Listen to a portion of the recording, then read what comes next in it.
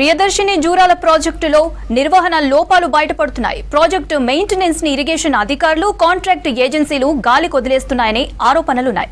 ప్రాజెక్టులో సమస్యలు పెరిగిపోతుండటంతో అధికారుల తీరుపై ఆగ్రహం వ్యక్తం చేస్తున్నారు రైతు సంఘాల నాయకులు.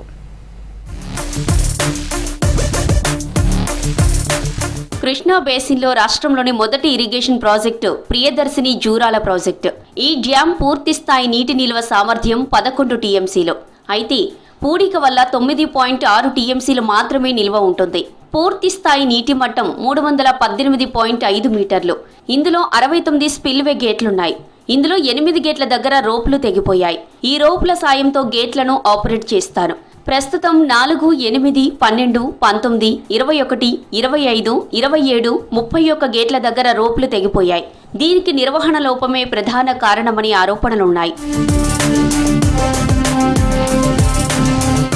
ఏటా జూన్లో కృష్ణా బేసిన్లో వరద మొదలవుతుంది. అక్టోబర్ వరకు వరద కొనసాగుతుంది.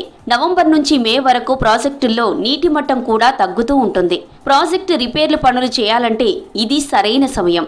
సీజన్కు ముందస్తుగా ప్రాజెక్టు రిపేర్ పనులు పూర్తి చేస్తే వరద కొనసాగేటప్పుడు ఎలాంటి ఇబ్బందులు ఉండవు. అంతేకాదు, నిత్యం జూరాల గేట్ల నుంచి నీటి లీకేజీ కొనసాగుతుంది. దీంతో నీరు వృధాగా పోతుంది. అయినా నియంత్రణ ఉండడం లేదనే విమర్శలున్నాయి. రోప్లు తెగిపోవడం వల్ల చుట్టుపక్కల గ్రామాల ప్రజల్లో భయాందోళనలు నెలకొన్నాయి. వరద ప్రవాహం ఎక్కువైతే గేట్ల భద్రతపై ఆందోళన వ్యక్తమవుతోంది. 62 గేట్లలో మేము ప్రతి సంవత్సరము పీరియాడికల్ గా మెయింటెనెన్స్ ప్రీ మాన్సూన్ ఇన్స్పెక్షన్ చేస్తాము. దానిలో భాగంగానే 8 గేట్ల రోపులు మెత్తబడినాయి, డ్యామేజ్ అయినాయి చెప్పి ఎస్టిమేట్ చేసి టెండర్లు కూడా పిలవడం జరిగింది. అయితే కొద్దిగా ఏజెన్సీ లేట్ చేయడం వల్ల మే ఫస్ట్ వీక్లో స్టార్ట్ అయింది వర్క్. అది దాదాపు 4 గేట్ల రోపులు రీప్లేస్ చేశాము. ఇంకా 4 గేట్లు చేద్దామనే లోపల ఈసారి మందస్తుగా వరద వచ్చింది. ఒకవేళ వరద ప్రభావం తగ్గితే ఇప్పుడు తప్పకుండా కంప్లీట్ చేస్తాము. మరోపక్క జూరాలలో పూర్తి స్థాయి నీటి నిల్వ సాధ్యం కావడం లేదు. 2009లో వచ్చిన వరదలతో పూడీక పెరిగిపోయింది. 350 కోట్లతో పూడీక తీసే పనులకు ఎస్టిమేషన్ కూడా రెడీ అయింది. కానీ కుంటి సాకులు చెబుతూ పూడీక తీసే పనులను మొదలు పెట్టకుండా టైంపాస్ చేస్తున్నారనే విమర్శలున్నాయి. అనుభవం కలిగిన ఏజెన్సీలు లేకపోవడంతో పనుల్లో ఆలస్యం అవుతుందని ఇంజనీర్లు అంటున్నారు. రైతుల ప్రయోజనాలు, ప్రాజెక్టు భద్రతను దృష్టిలో పెట్టుకుని యుద్ధ ప్రాతిపాదికన పనులు జరగాల్సి ఉంది.